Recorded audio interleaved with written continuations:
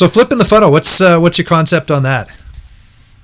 Yeah, to some extent, it is similar, I would think, to the chapter on involve. And don't get me wrong, it's not a duplication of that chapter, obviously. And by the way, just for your viewers, Paul Marsden, it's the two Pauls here, okay?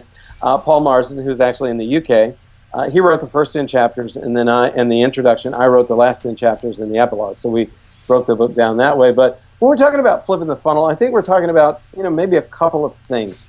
One is this idea of kind of co-creation or involving your customers in your business process. And we reference, I believe this is the chapter, again, I'd have to go look real quick, that starts out by talking about a company called giffgaff, which is a telecom company based in the UK that has literally replaced 90% of their customer service costs by turning their customer service over to their customers via online communities.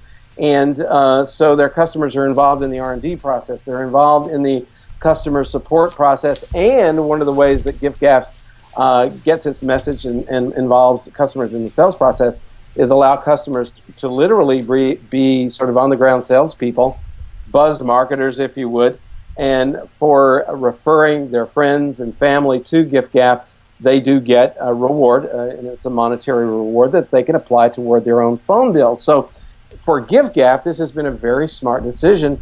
And when you think about selling with social media, one of the factors certainly is actually making sales, but the other is minimizing your marketing cost. And if you can diminish marketing costs, then you're increasing your profit in very much the same way.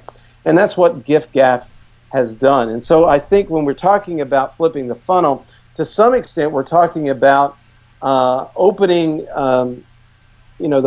involving our customers in this co-creation, co-marketing process. That's one aspect. And the other aspect, I think, too, is simply getting back to this shareability factor, making what we do, the message we put out there, the content we put out there, making it shareable easily so anything that our customer does in relationship to what we have to offer, and that includes going to our own e-commerce website, because not everything related to social commerce has to be done on Facebook, right?